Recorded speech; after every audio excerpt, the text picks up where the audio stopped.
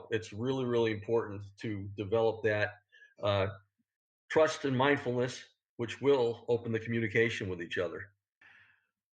Certainly. Communication is at the core of a relationship. I mean, if you're not communicating, then you're just two people, period. The relationship is built as you share ideas, as you share opinions, as you share, period. Um, that's really what helps deepen that relationship. Once you've met the person, relationships aren't one and done. They need to be taken care of and grown like a garden. And you need to go back, and communication really is feeding that garden. Yeah, absolutely. And one of the keys, especially these days when we're so saturated with media and relationships and that kind of thing, is welcoming diversity. And what it says here is people with good relationships not only accept diverse people and opinions, but they welcome them. So when your friends and colleagues have different opinions from yours, you take the time to sit down and listen to each other to understand each other. This is really to seek first to understand and then to be understood principle right out of Stephen Covey's book. But it's so, so important. And it's a great way to just knock down the barriers to everything, because it is a diverse world, and yet we are all one human race. And it's so, so important to just recognize that and put whatever negative thoughts about everything behind you, just by open communication, understanding each other and listening to each other. And it's beautiful to do that. It's wonderful to develop relationships that way. And that diversity of ideas by itself creates so much from the relationship. If you hang out with people who are just like you, that you all have the same opinions, the same upbringing, it doesn't bring in new ideas for you to grow. And being able to share different ideas, because you never know where a good idea is going to come from, where new information is going to come from. So by having diverse relationships with people that have different expertises and different interests, connects you to so much more, so that the relationship becomes more than just two people. It's all of this information and all of these ideas that can come from the two people. And we've talked about innovation techniques in past episodes. And innovation comes from taking two things that don't necessarily fit together and seeing what happens. Well, relationships are just like that, because when you take two things that are not alike and they build on each other, you take things in all sorts of new directions. Yeah, and listening is really the definition of what we talk about all the time. It's the first step in unconditional giving. And if you're listening to somebody, you can really understand that what they're looking for, and you're going to be able to help meet their needs. A couple of tips that I found in another article, as far as the giving side of things go. We often talk about networking and going to networking meetings and meeting that wallflower that's standing there, walking up and introducing ourselves to that person, finding out what they're doing, and then seeing somebody in the room that they need to meet and just walking up and introducing the two of them. And 10 minutes later, they're talking and they're having a great time together, and you notice they've got something good developing. So making connections for other people is fantastic. Another tip is offering something to somebody before asking them for anything. That's a great way to just let people know up front, just by your asking, that you're a very, very genuine person. So, and something else in the workplace too, a good tip as a boss, and this comes through in How to Win Friends and Influence People, is to share some of your own vulnerabilities and letting people know that you're not perfect either, with other people, because people like to know that we're kind of like sharing the journey with them. Right. There's so much that comes out of relationships. We've been talking a lot about how to build them. But when you think about what you get out of a relationship, it's so much more than what you're putting in. And we talked about health benefits and longevity benefits. There are so many more, because, again, you've got the stress relief benefits. But you've also got some tangible benefits in terms of work and, work life balance, things like that. Building your relationships really does keep you in touch with what's going on. There was a recent survey done, and it turns out that almost 80% of jobs are filled before they ever get listed on job boards like Indeed and Career Builder. And they're filled because the people who are doing the hiring are looking to the folks they have relationships with to see if they know people who they think would be good for the job. Because what they're thinking is, I have great relationships with these people. If they have great relationships with people, then that's got to be somebody that I can trust. And extending those relationships out, bring people into the workplace, bring people into businesses, bring people into clubs and hobbies. Absolutely. I mean, when we talk about networking, most of us are first exposed to that as far as business development techniques and strategies. However, networking, relationship building is the reason why 80% or more of these positions are filled before they even hit any of those sites, because the bottom line is you would rather talk to somebody that you know and trust and meet somebody and get them in the door that way than you would as far as just doing research. So it's so important on the hiring side of things. It's important when you are looking for a job to tap into the relationships that you have with people.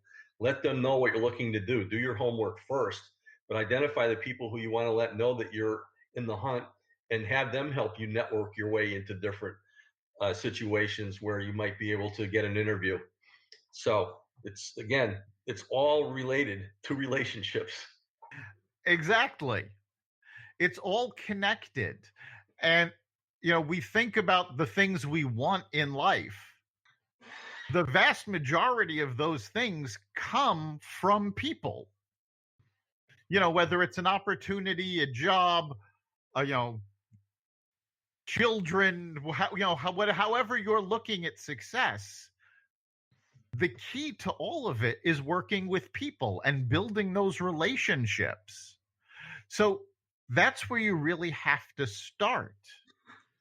And I've spoken to a lot of people who do networking, and the one thing they always come to later, they realize this after the fact, is that the best time to build relationships, the best time to build a network, is before you need anything from it.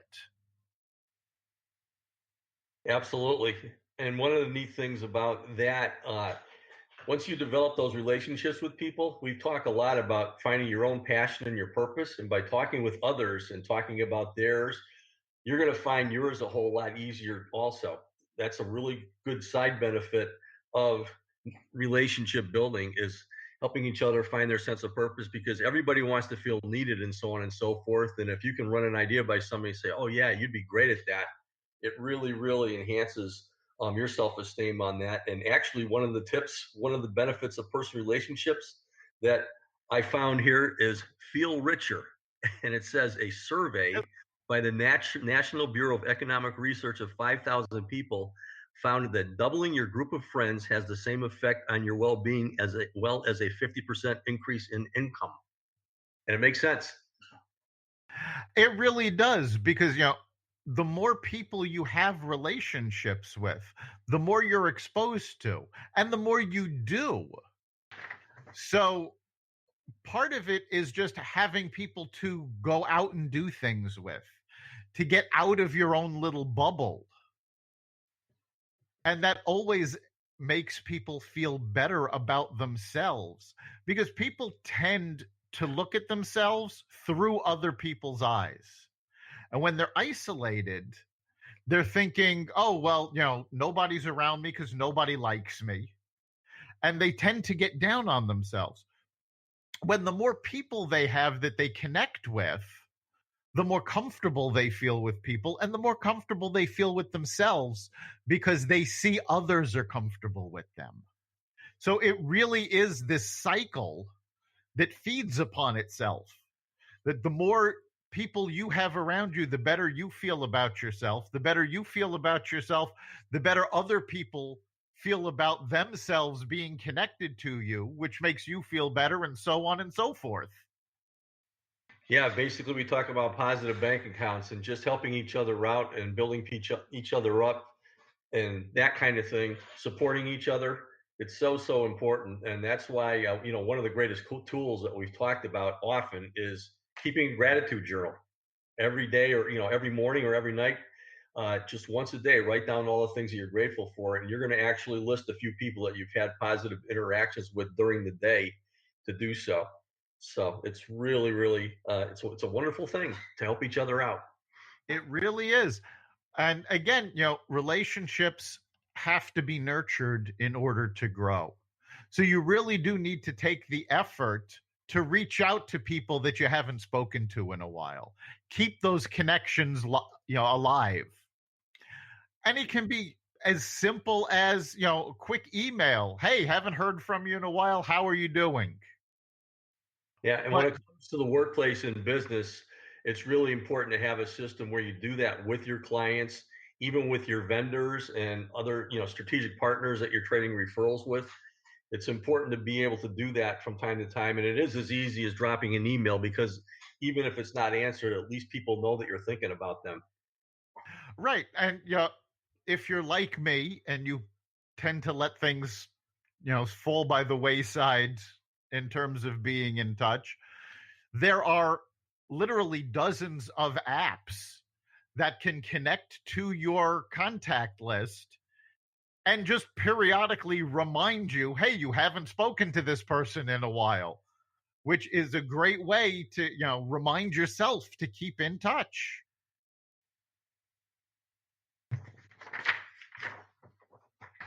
Yeah, with me, I'm still using my Excel spreadsheet and sorting by dates. But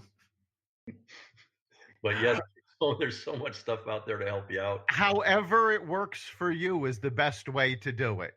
Yeah. Because if you're using an app, you're using pen and paper, you're using a spreadsheet, it has to be something that you're comfortable using. So however you can do it best for you is what's best. And the bottom line is, when you do, you're feeling good about doing it for others too. It's Exactly. great. All right, we're coming up on the end of our time. So, Chip, what do you think is the big takeaway for our listeners this week? Well, being the happiness and success GPS and talking about positive relationships, building a foundation, the 4 tips that I always teach people as far as the foundation for a positive life and therefore positive relationships is: number 1, the positive mindset, which is your choice. Number 2 is being an unconditional giver. Number 3 is realizing that you're in charge of your life. And then number 4 is finding your purpose and passion. If you have that going for you and you can share that with others and help other people out, you're going to have some wonderful relationships. Fantastic. For me, I think the big takeaway is to make the effort and grow those relationships. The benefits you get are so incredible that it's worth putting in the work. So many of us go, well, I've got so much to do. I've got to get all this done. And people sort of fall by the wayside. You go, well, they'll understand, where a task doesn't understand. It just has to be finished. But it's well worth your time to make sure you're paying attention to those relationships and growing them.